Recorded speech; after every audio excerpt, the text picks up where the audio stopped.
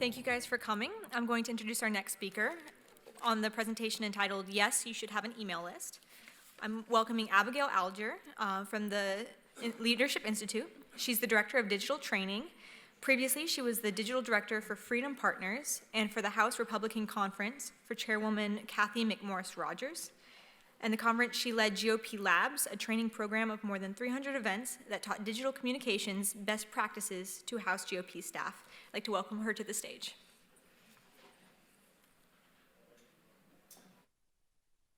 Well, welcome to our action-packed session talking about email lists. Out of curiosity, does anyone here have an email list right now that they manage? Yes, several people do. Anyone not have an email list but interested in one? Anyone not have one and think they don't need one? Perfect.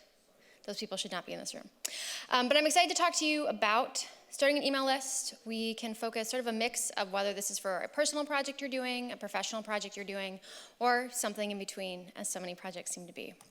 So first and most important question, and this will be the interactive portion of our session, because I know we're like after lunch, so I want to make sure everybody's pumped. Number one question, why does email matter? And to answer that question, we are going to time travel back to a long ago time known as 2016 with this nice headline from Politico, "The Desperate Scramble for Bernie's Secret Weapon." I have taken the liberty of closing off the subheadline because that's where our answer is hidden. Any guesses? What would they have been referring to? The secret weapon for the Bernie Sanders campaign in 2016. And you can shout it out. Email list, thank you. Thank you to the gentleman in the back. It was indeed the email list.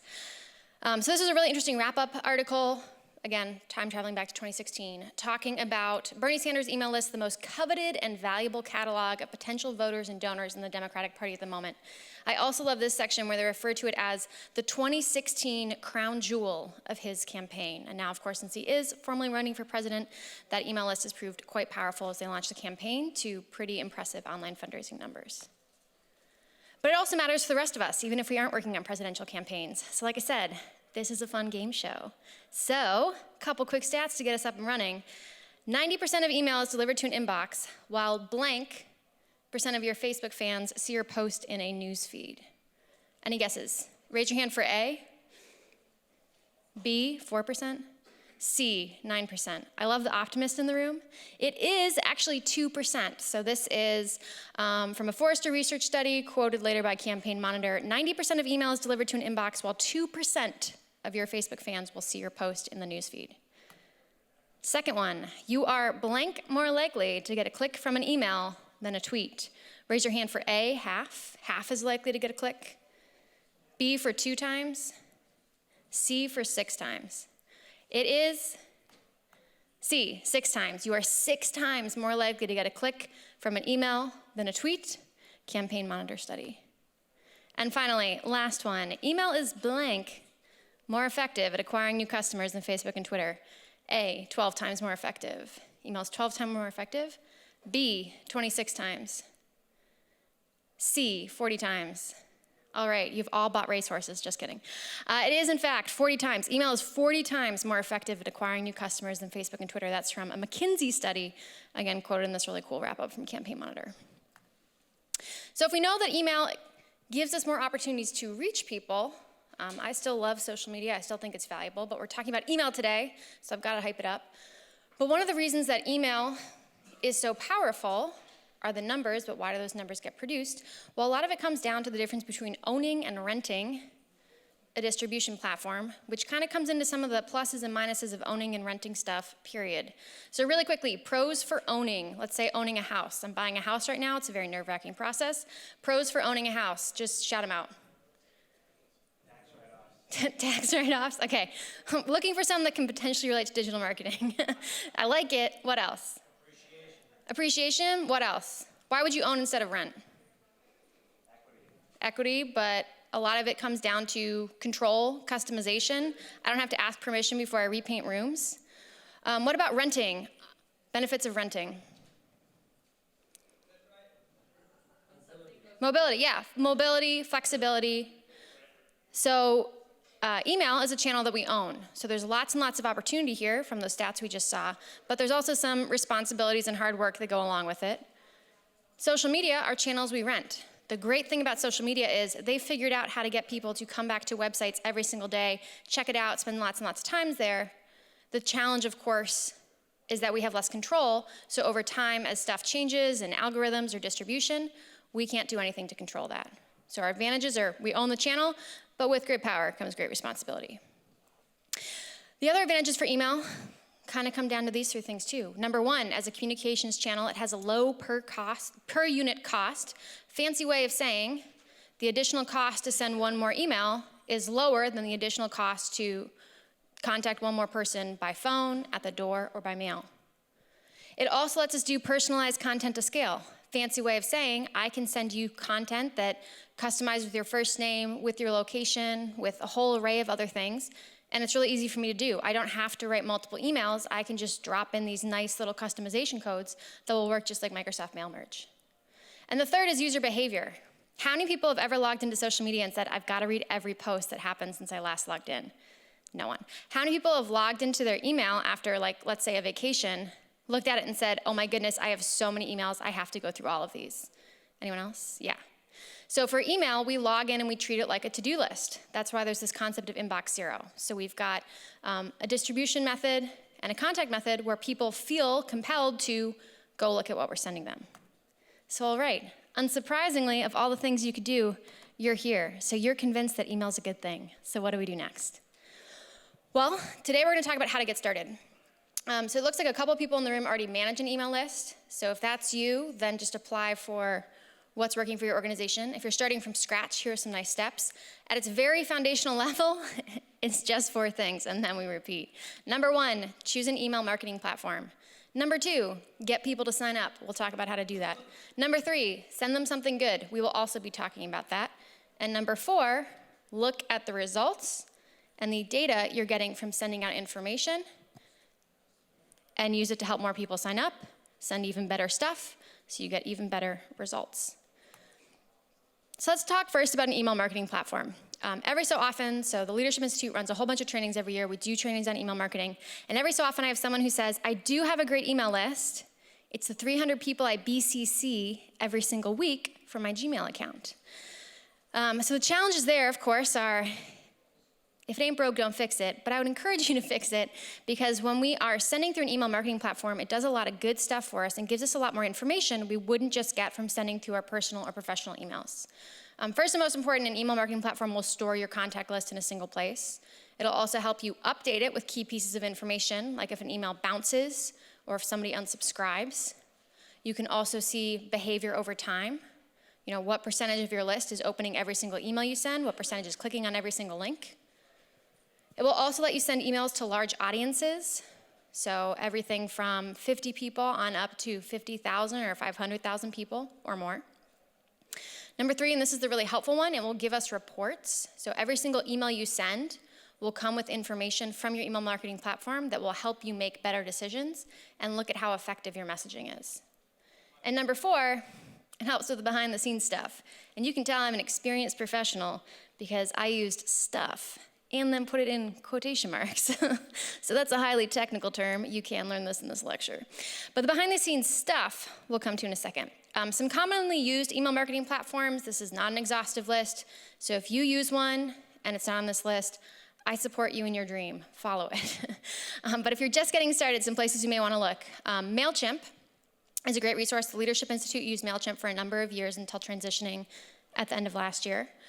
One of the nice things about MailChimp is it's really easy to work with. You don't have to have any technical knowledge at all. It's also free until your email list is up to, I believe it's 2,000 subscribers. So I'm guessing when you hit 2,001 subscribers, you'll feel very successful and be happy to have a paid account at that point. MailChimp also has a company it owns called TinyLetter. I think TinyLetter is really, really interesting because it's basically a stripped down or scaled down version of MailChimp. So if you are just creating an email list to update people on what you're doing with your work, lots of journalists have started doing this because they have to build their own audience as they move from publication to publication. So in addition to building audiences on social media, they'll build audiences with an email list and be able to let people know what they're working on. So if you're just doing this like it's a personal project or professional project, I'd recommend checking out TinyLetter. It's owned by MailChimp, but much, much easier to use. The second is Constant Contact, iContact, Aweber, Campaign Monitor, People use Nation Builder. There's a whole bunch of different companies that all accomplish the same tools. So that's captured by them anymore. But some of the behind-the-scenes stuff they take care of is a regulatory framework. So first and most important note, I'm not a lawyer. I didn't go to law school. I did watch a lot of Law & Order on TV, and my first custom cell phone ringtone, if you don't remember what a custom cell phone ringtone was, congratulations. But my first custom cell phone ringtone was the Law & Order theme song. So I'm just saying, don't take my advice. Non-exhaustive list, do your own research. But there are lots of rules, unsurprisingly, that control the ways we communicate with people on email. Chances are you will see references to these. Again, not exhaustive. I'm not a lawyer. This is not legal advice.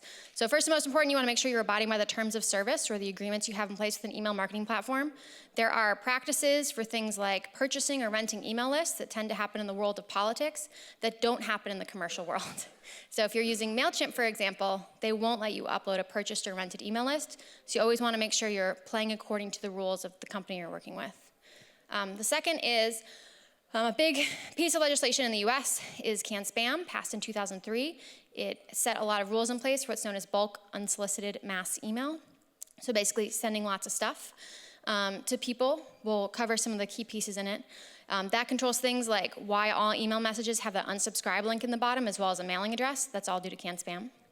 GDPR. Anyone using the internet last spring definitely heard about GDPR.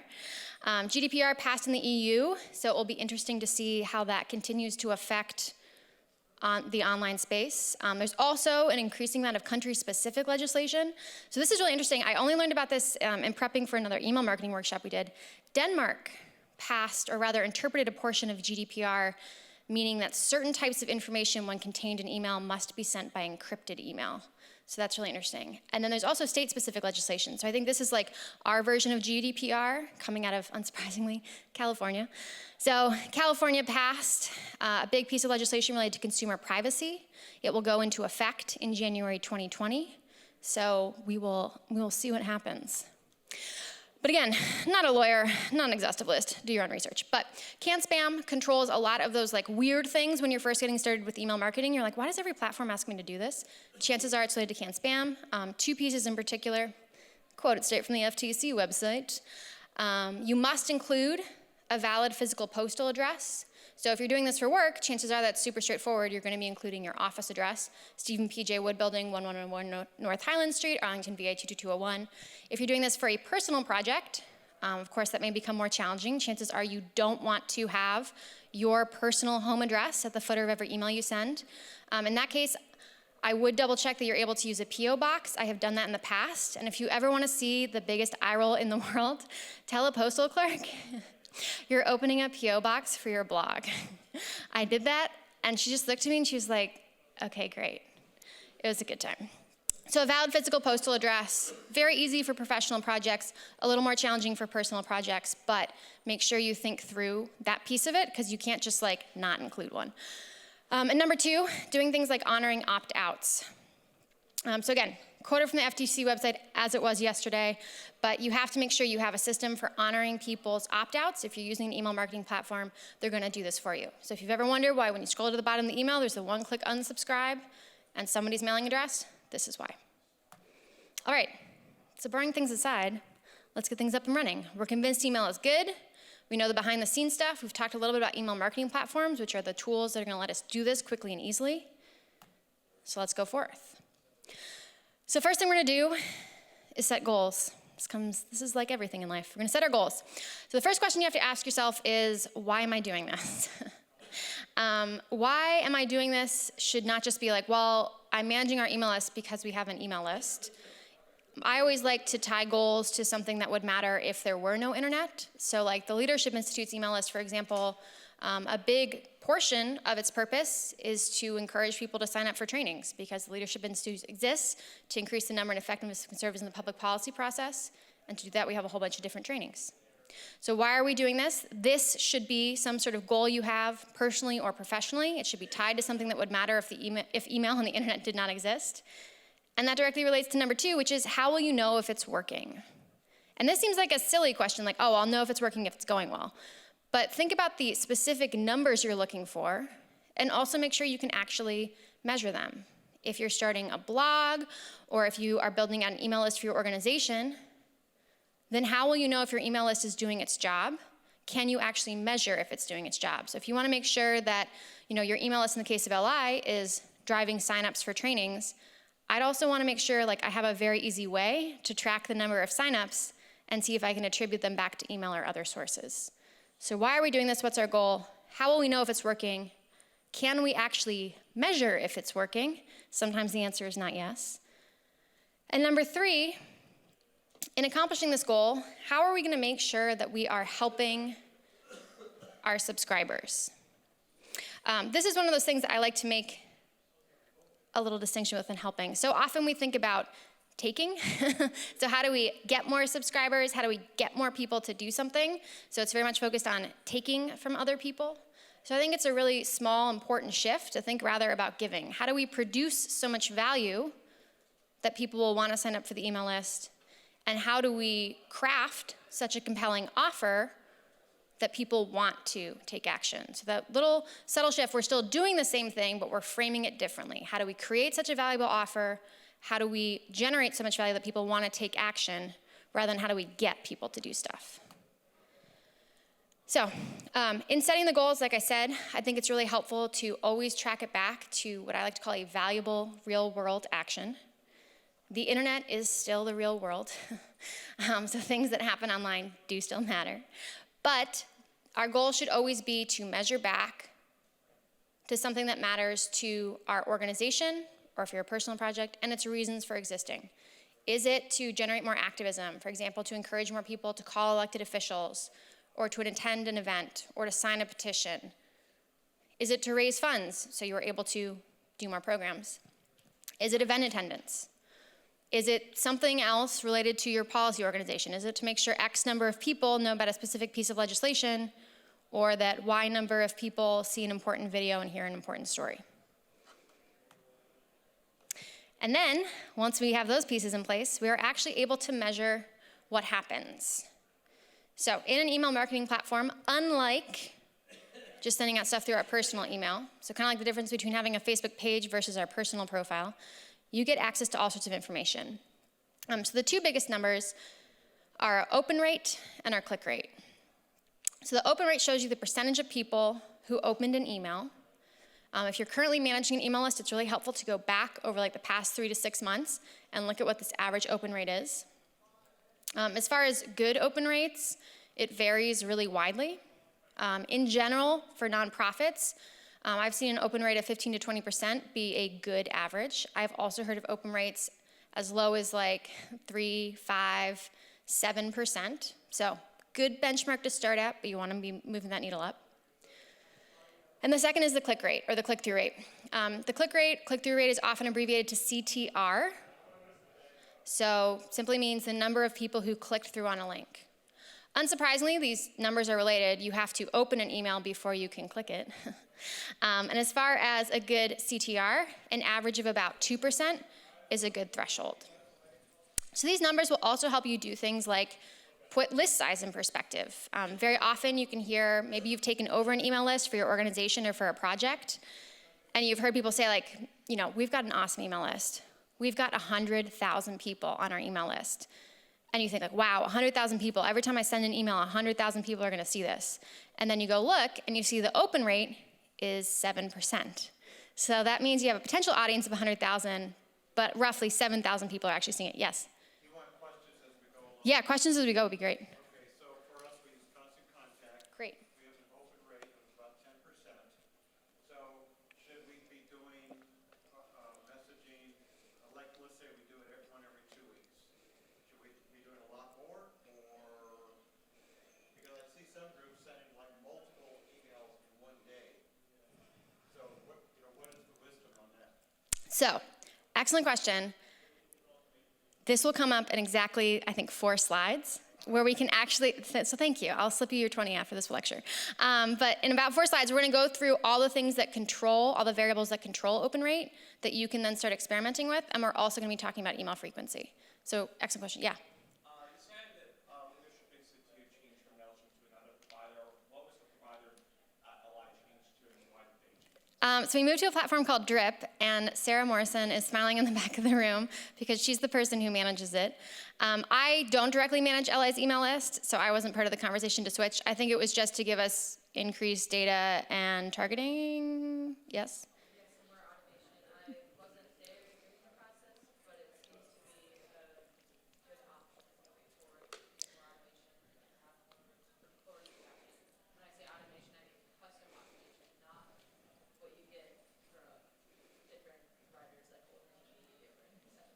Yeah, so just basically a more advanced feature set. After being on MailChimp for like 5 or 6 years, I think we'd outgrown the tool set. But I still love MailChimp, so I'd highly recommend checking it out.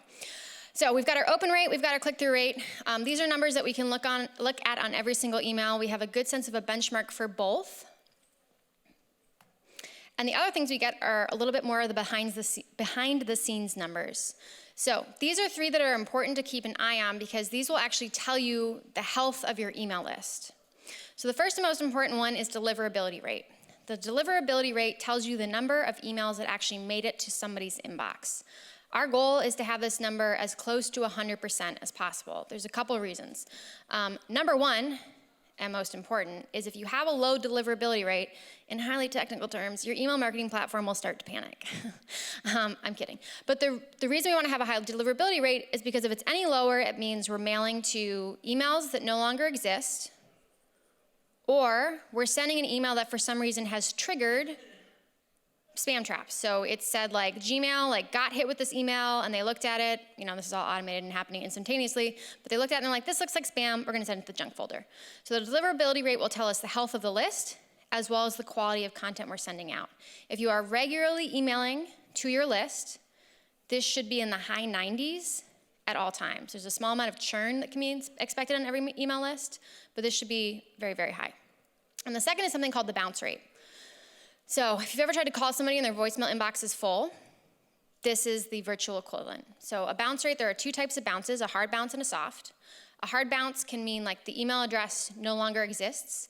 If you work with a lot of college students and you have college students' emails on your list, I see some head nods, keep in mind every year, at about the same time every year, a whole bunch of students are gonna stop using their .edu emails. And all at once, you're gonna get hit with a giant list of hard bounces because those email inboxes are no longer valid. So you can try to preemptively email them and say, hey, is there another way to stay in touch with you? But if you've got those old EDU emails, you wanna make sure you're keeping an eye out, that would be a great example of a hard bounce. And the second is something called a soft bounce. So a soft bounce is the equivalent of the voicemail inbox being full. The email address exists, it just can't accept email right now. So this tends to happen less and less, I think, just because we get more and more storage spaces, the cost of even terabytes of data lowers, but it can still happen. So in the case of a soft bounce, what will happen is it gets sent back, hey, this email inbox is valid, but it's not accepting email. Then usually what will happen is your email marketing platform will try a second time and try a third time. And after a certain number of soft bounces, usually 3 to 4, that will be converted into a hard bounce, and the email will be unsubscribed from your list. So the bounce rate is a number we want to keep as close to 0 as possible. If you're regularly emailing your email list, that should be relatively achievable. If there's a very high number, unexpected number of bounces, that will also cause your email marketing platform to take a look because they want to make sure that you're sending out good stuff. And the third are spam or abuse complaints. These are people who click and say, hey, I never signed up for this email list, I shouldn't receive this isn't valid email, whatever it may be. A pretty straightforward threshold here is 1 in 1,000 is okay. So for every 1,000 people you send, a spam or abuse complaint of 1 is sort of an accepted value. Our goal is none, of course, but 1 in 1,000 is an okay rate. If you start to exceed that threshold of 1 in 1,000 recipients, chances are your email marketing platform will also reach out to figure out what's going on. Cool. So from that, we can actually send an email. But first, we're actually going to jump ahead to your question related to, okay, great, I've got an email list. How do I control what's happening? So when we go to send an email, there are a bunch of different pieces in every single email. So our from name, let's go back one actually. Our from name, our subject line, our pre-header. A fourth is the send time. So these 4 pieces are basically our email's envelope. Who's it from? What does it say as the subject line? when was it sent, and then the pre-header is a piece that is basically the text preview that will appear of your email. So all of those will control your open rate. So the hard thing is without doing a lot of testing, it's hard to isolate any specific piece. But if you're looking to move the needle on the open rate, these are the places that you can experiment with. I have personally seen the biggest changes in experimenting with send time compared to the other pieces, because making a marginal change to a subject line, unless you're drastically changing the content of that subject line, for me, has yielded less interesting results than changing the time of day or the day period that I send an email has led to several percentage points difference in an open rate. So if all those control our open rate, then our body copy, or what's inside the email, and the links in that body copy if we're writing a newsletter, or the call to action if we're writing an action-oriented email, will all control the click rate. But of course, somebody needs to open before they can click. So we want the opens, we want the clicks, but in looking at all the pieces we have in our email, open and click, so you can start to isolate the effectiveness of each. What you say inside the email, aside from that first opening line that may appear in a pre-header, will not affect your open rate. What you say in the delivery time won't affect what happens when somebody clicks, unless it's just led to more people opening and thus potentially a larger audience of people clicking. Make sense? Okay. So the other piece of that is, okay, great, I understand the, oh, sure. I don't think you answered my question as far as the frequency. Yeah, so that's right here. So the frequency comes into what we're sending to our email list and choosing how frequently to send to them.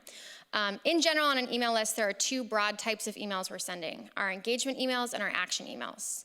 Action emails are the ones we think about. These are something that have a call to action associated with them. Attend an event, make a donation, do something. And it's usually a bigger ask. Our goal is to not have people feel like ATMs. If you have a friend who only asks you for favors when they call you, eventually when they call you, your response is like, great. Sorry, I can't pick up right now. So our action emails should be balanced out by our engagement emails. Our engagement emails are things like newsworthy information and updates, surveys, Q&A, general questions, or information about what's occurring. So in the case of the Leadership Institute, an action email might be encouraging somebody to sign up for a training. An engagement email will be letting people know about what's been going on with training, a recap of a recent training or major event, or tips or techniques or tactics that relate to a training that will then tie into an action email sent later. So as far as frequency for sending these emails, ideally you'll be able to balance out action emails with an engagement email. At times of major importance, you may be sending more frequent emails and more frequent action emails.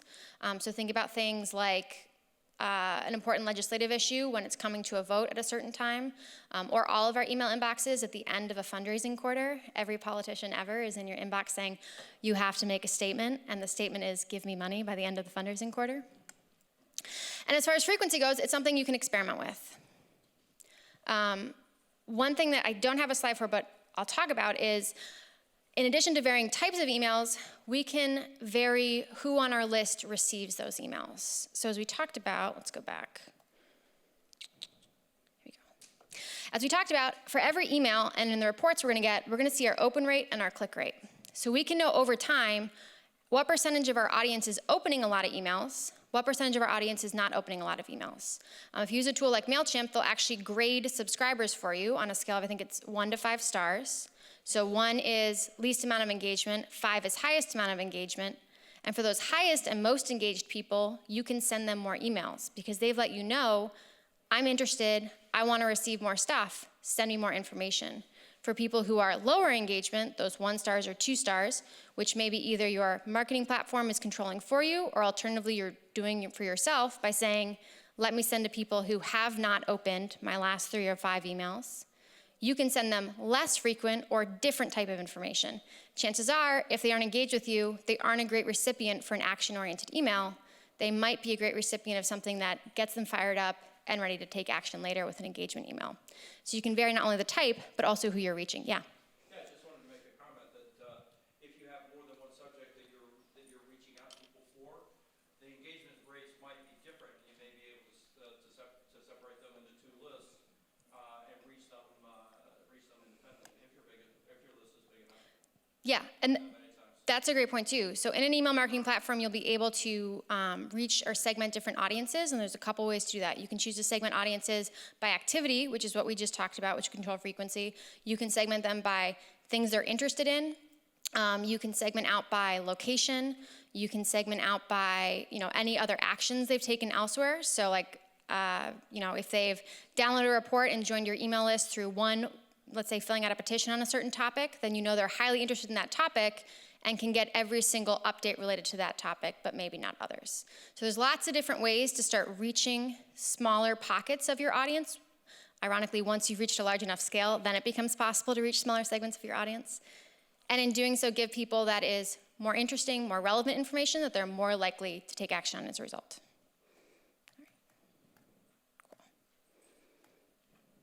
All right, so we talked about types, talked about what we have. So let's back up just a little bit. So sending our email. First question that people always have is, how do I get people to send an email to? So we've talked about segmenting our audience, we've talked about reaching our audience, we've talked about email frequency, but who are the people on our list in the first place? There's a couple different ways to do this. In this time we have today, there's not as much because this is worth a whole lecture. But first and most important is chances are your organization already has existing contacts. So this is one where you want to make sure you're checking opt-ins or how frequent recent those opt-ins have been for communication from your organization. So finding existing contacts, people who are already in a database or people you are already emailing or in contact with, that's a good source point. The second point, as simple as it sounds, is looking for opportunities to include that anywhere on your website. A good way to do this as well, chances are you've seen when you go to an organization's website, they don't just ask for your email list, they offer something for it in exchange. There are a couple different terms that have been sort of used for that. A very common one is called a lead magnet. So a fancy way of saying, if I get your email address, in exchange, I'm going to give you a special report to download, access to a webinar, something that will be of immediate value and interest to your subscribers, and then in exchange, you'll receive an email from them. So embed forms on your website, but also look for opportunities to not just take, hey, give me your email address, because I want it, but to give. Here's a form on my website, and in exchange for your contact information, I'm going to give you this valuable thing. The third are you can include easy links from social media, again, focused on bonuses or opt-ins. This is also something where it becomes really helpful to segment your audience and reach different people who care about different topics. So maybe you have a special PDF or ebook or offer you've put together, and so you know if somebody signs up for that particular topic, that's what they're most likely to be interested in. You can also then tell of the relative interest levels of different things your organization discusses. So if you've got 5 issues that you were talking about, and one issue in particular brings in the largest number of subscribers and the most energized audience, then you know chances are that's a good way to continue talking about it online, to continue drawing energy and attention to the issues you care about. And the fourth, again, another simple one, but it's one that people frequently don't do, is include opportunities to sign up at in-person events like this. What I've found from the years I did manage LI's email list is if you include handwritten signups, you will lose approximately 10 to 15% of those handwritten signups to just bad handwriting or bad data entry. So if I get 100 names physically signed up at a booth, about 15% of them just won't be valid when we go to send, either because somebody typed it in wrong, or alternatively, somebody's like me, my handwriting is so bad, I once handed a sheet of paper to Morton Blackwell, LA's president, and he looked at it and said, "Who scribbled on this paper?" And I had to say, no, that was a note, that's my handwriting. So whenever possible, try to have a digital sign up there, because the digital sign up guarantees that you'll have far fewer data entry issues. So when we actually go to send, there's a couple things we can do. So first, of course, is whenever possible to write the email copy in your email marketing platform. Why do I say that? Because copying and pasting from other tools that we may more commonly use, Microsoft Word is a common one, Microsoft Outlook is the second one. There's all sorts of behind-the-scenes debris, let's say, that comes along when we copy and paste content from Microsoft Word over to another program. And I see some head nods here. Chances are this has happened to you. If you've ever had like weird spacing or stuff going awry, or there's like everything is fine except one paragraph is inexplicably a different font, color, and size, that's Microsoft Word. Bless its heart. It does a great job in many ways. But writing in your email marketing platform can be really helpful. If you can't do that and you're copying over from another word processing program on your computer, then what's helpful is to either copy in as plain text, or alternatively copy through something like Notepad, which will strip out all the other extra helpful formatting that Word provides, put it into plain text, and we can then put that into our email marketing platform. When sending one, it's always helpful to send yourself a test email as well. This is particularly important if you're either going to be testing in Microsoft Outlook or sending to a large portion of an audience that's in Microsoft Outlook. So whether that's, if you're talking to elected officials, their staff, people who are likely to be receiving this on work email or work devices, chances are they're in Outlook. Microsoft Outlook renders emails slightly differently than everyone else, which is great. We love it for that. But for example, one challenge we had with an email marketing platform that we're using recently is bullet points in it do not render properly in Microsoft Outlook. So we wouldn't have known that if we didn't test. So you can either manually send yourself test emails, and it's good to try to have a rough mix of testing across programs, so Outlook versus Gmail as a web version, and also devices. So what does it look like on a smartphone? What does it look like on a laptop or on a desktop? There are also tools that will let you preview what it will look like in different inboxes. A really popular one is called Litmus, Litmus. They also have a great blog and podcast related to email marketing design that I'd highly recommend checking out. But you can either manually send the test emails or have a tool do it for you. Yeah? Yeah, we use something called Email on Acid, which is slightly cheaper than Litmus. Also, if you're absolutely sure you want to do mobile and everything, there's a company called Email Monks, and they'll format your emails so that they're responsive. It costs like $80 for an email, and they do perfect work. Awesome. Yeah. Email on Acid also has really great online resources for design too. They do really cool, sort of like more cutting edge design, I think. They had something recently about how you can design like a fake scratch off in an email that I thought was kind of fun. So yeah, sending a test email and also looking into tools. For everything we're talking about today, because this was starting from like, yes, you need an email list and here's how to get one. For every bullet point, there is somebody whose full-time job it is to just sort of render this particular piece. And chances are there are multiple companies that help you do all of these to the utmost extent. And then the third piece, as you referenced, is to think about phones. So one of the challenges we run into with sending emails is, we are writing an email, chances are you are not typing it out on your phone if it's going out to a big list. You're writing it on a laptop or a desktop, and so the way that it previews on your screen is very different than the way people will read it on a mobile device. The most creative way I've heard to get around this is actually an organization that had all of their copywriters, a fancy term for people who just write stuff full time, create a template. So they'd write in a template on their laptops that was the size of an iPhone screen. So even though they are writing on a full-size laptop screen, they're writing in a window as it will actually appear on a mobile device. So thinking through, your quick, short, pithy sentences or paragraphs on your computer render far differently on a mobile device, and no one looks at a long block of text and thinks, oh my goodness, I can't wait to wade through all of this. Instead, we see a large block of text and think, I'm going to come back to this later, which usually means never. A couple other things here too to talk about setting up an email template. Generally, this will be set by default in your email marketing platform, but you always want to make sure it's scalable from all the way down to a mobile device all the way up to a desktop screen.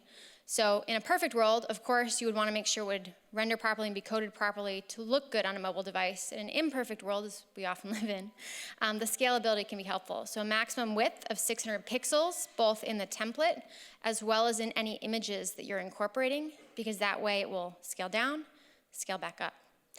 Same thing is true for including links, especially for important calls to action. At minimum, if you're going to be including a link off a sentence, what I really like to do is at least link half a sentence, or rather a full phrase. Whenever possible, feel free to link the entire sentence.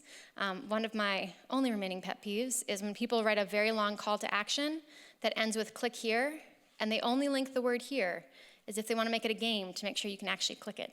So if you've got an important call to action, make it super easy to click. And for really important calls to action, consider including a little button.